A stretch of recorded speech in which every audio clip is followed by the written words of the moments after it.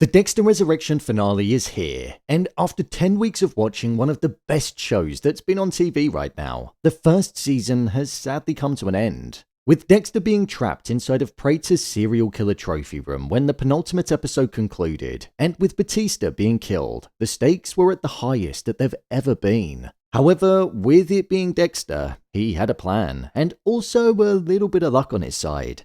So with that, let's dive into the final episode, break down the deeper themes, discuss exactly what happened, and the all-important reveal of the identity of the New York Ripper. Here is Dexter Resurrection Episode 10, Ending Explained. Just to let you know, this video will contain spoilers. Leon Prater's death. Well, just as many people predicted, Prater ended up on the table and Dexter got the kill that was maybe one of his most satisfying ones to date. What I loved about Prater's death was that it tied into the deeper theme of what this entire season was about. Dexter repairing his relationship with his son and understanding that even though he was a killer himself, he didn't identify with the traits of the stereotypical ones. He was able to care for others, especially his son, and that was why he ended up being able to have Prater on the table. With Dexter calling Harrison on Batista's phone to tell him that Angel had died and that he was next because Prater planned on leaving Dexter inside of there for 3 days because if you don't have water for that amount of time you end up dying. He was essentially relying on Harrison to save him. This was something that played with Dexter's morals with what he was trying to achieve because he originally didn't want to drag Harrison into the dark side of his life as he wanted him on the straight and narrow. But with Dexter leaning on Harrison and exposing him to that dark side, it made him question if he was doing it so he could survive and still be around for his son, or if it was because he was simply afraid of dying. This led Harrison to take up the offer as a server at the New York Police Foundation gala that the entirety of the show had been building towards, and whilst he was there, he was sneaking around and managed to get Dexter out of the vault by Dexter cracking the code, which was the inmate number of Cooper. The person that killed Prater's mother and father all of those years ago. He was the very person that led Prater down this pathway of being fascinated by killers, so it made sense that his idol was the secret code. When Dexter made it out of the vault, he made sure to take his blood slides, which I'm glad he took because it felt like a full circle moment, and also some of the files that Prater had on all of the killers that he was keeping eyes on. Whilst also making sure that his file no longer existed because he didn't want the police thinking that he was actually the dark passenger. Prater actually had a file on Charley as well, which was like some kind of insurance for him so that if anything went wrong with her, he'd be able to have her arrested. Prater wanted to own her, so she was fully in his pocket when it came to never being able to leave. But as we saw, with her finding that out, she used it to her advantage and basically said that if he did anything, then she'd go all scorched earth. Meaning she'd reveal everything to everybody about what he was truly like. She also did that because Dexter said he'd get rid of her file, so Prater would have no dirt on her whatsoever. With Dexter needing to look for the fingerprints of Red Schmidt to be able to get out, he sent Harrison down the way that he originally came. But that was where Harrison was then spotted by Prater, and Prater held him at gunpoint in order to get Dexter back in there. With Prater killing Batista, he said that he caught that craving for the feeling of killing, and he was on the cusp of killing Harrison, but with Dexter distracting Prater, he said to Harrison, "I'm sorry I couldn't protect you," and it connected back to the previous episode when Dexter handed his son some protection, which we originally thought was for when him and Gigi were gonna be together. But it was actually the syringe with the sedation inside which Harrison used on Prater and ultimately landed him on Dexter's table. Dexter told Harrison to leave because he wanted him as far away from it as possible so that he didn't have any chance of being connected to it, which was the case. Hearing Dexter say to Harrison, "If something happens, I want you to know that I'm really glad you didn't kill me," was weirdly emotional. It showed just how dysfunctional they were together, but it also highlighted how Dexter had his purpose back and that his relationship with his son was now repaired. Prater was in absolute hysterics when he woke up, crying like a baby at the fact that he was about to meet his end. This was something that we didn't see with any of the other killers that ended up on Dexter's table. Seeing him cower that way was actually quite comical. Then pair that with the sheer rage that Dexter emitted when he told Prater to never utter his son's name again. It was the perfect contrast and it showed just how much Dexter cared about his son. Prater tried to bribe Dexter to allow him to survive, but Dexter's need for justice is something that didn't allow for it. even saying that it could run in the family, showing that he and his son were similar in that sense because Harrison was thinking of a career in law enforcement.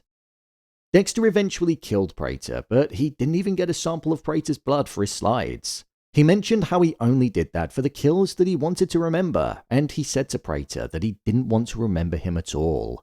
This is something that probably hurt Prater the most. He was infatuated with killers, so by not even becoming part of a trophy for a killer that he idolized, it meant that he was pointless to him.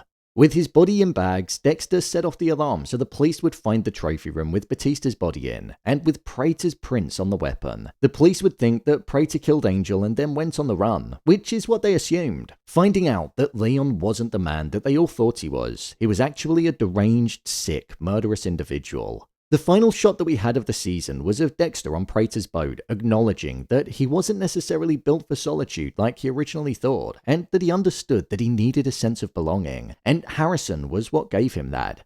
He knew that he wasn't going to have a normal life, but Harrison was that sense of normality and grounding for him. He wanted to be there for his son, and that was what he planned on doing. With him having Al's file right at the front of his bag, it showed that he was going to be the first of these serial killers that he was personally going to track down and end up taking out. I think that could actually end up being the beginning of Season 2. The final line, "I'm Dexter Morgan, I'm exactly who I need to be, exactly who you want me to be," as he looked down the camera showed that he was talking directly to us. And in this instance, he was making us aware that he knows that we want him to be this serial killer that takes out other serial killers. And that's who he wanted to be too. He's got his code, and as long as he sticks to it, he's carrying out some form of vigilante justice. With the Statue of Liberty being in the background of the final shot, I think it was symbolic of Dexter feeling like he had the freedom to be who he truly is. But also it was symbolic of the fact that he was going to be leaving New York City behind him for the time being. It was a great ending to what was a pretty perfect season of television. Who was the New York Ripper?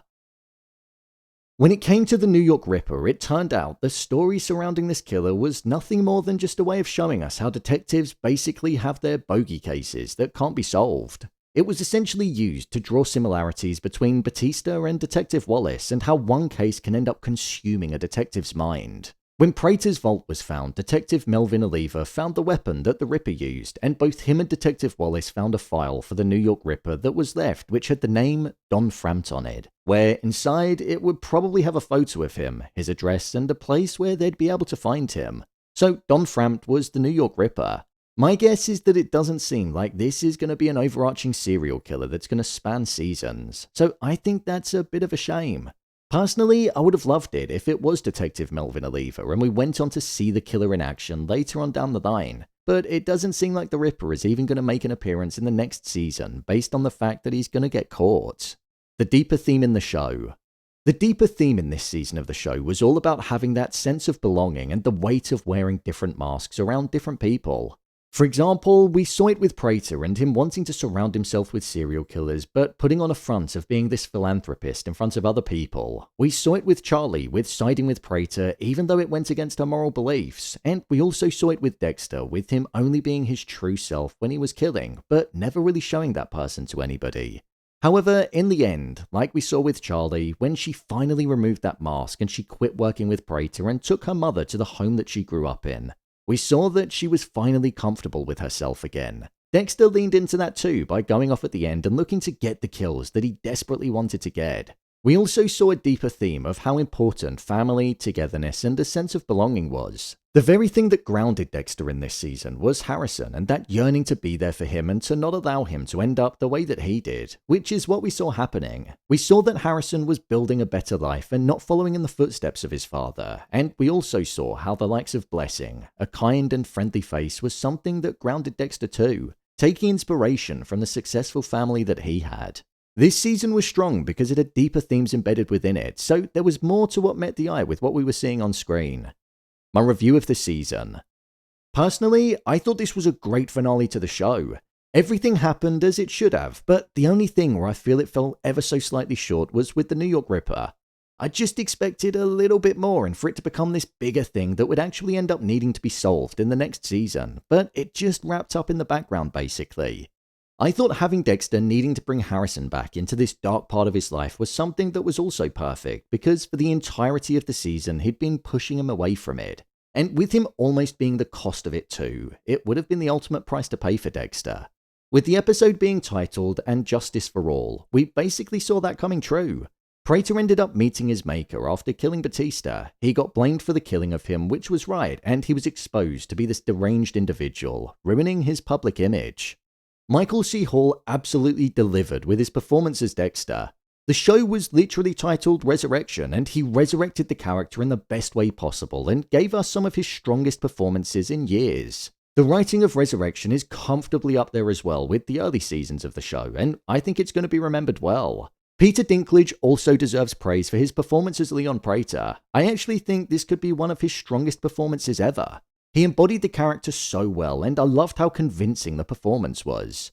There was a clear difference in the subtleties of the character from this episode after actually killing compared to the episodes in the past before he killed Batista, and getting across those differences in the way that he did just worked so well. There hasn't been a show that's had me waiting for the next episode and wanting to avoid spoilers as much as this one has in such a long time, so I've got to commend the writing for that.